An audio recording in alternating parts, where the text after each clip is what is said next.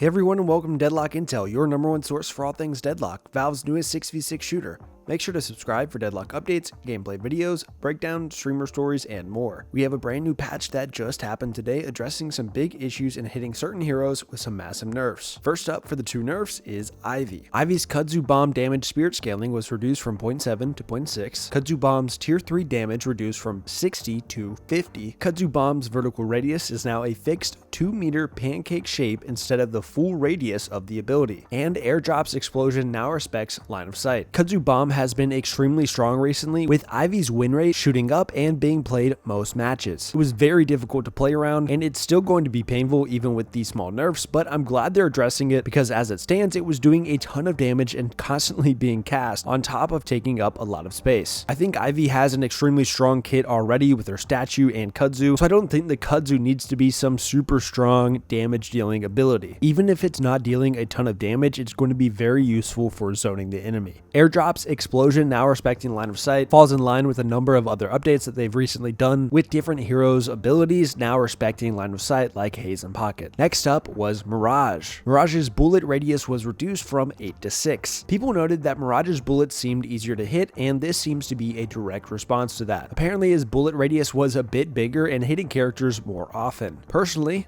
I have to say I enjoy the big bullets as a Mirage player since I'm not the best, but I understand. Mirage's Tornado was also focused as Tornado's time for victims to reach max height was reduced from 0.3 to 0.2. The lift duration was now reduced from 1.2 to 1.1, and they fixed Tornado being castable while busy, such as channeling Traveler. Like I said in the last video, I think tuning back Tornado is good, because it shouldn't be as strong as Wraith's 4. After that came Djinn's Mark, which is his 3. This is what I found to be the most oppressive part of Mirage. If you hit a single shot, they'd be punished with a chunk of damage and could almost never peek without taking damage. Djinn's Mark tier 1 now only applies to slow when multiplier is 2x or higher, so now those single one-off shots won't reflect the damage later. I think adding some sort of barrier or threshold for people to deal damage with Djinn's Mark is a good idea, so I really like this update. It's also now being treated as damage over time in terms of zipline rules, which means it doesn't prevent ziplining or knock you off. And this was so overpowering. I used it plenty of times to kill people just because they had forgotten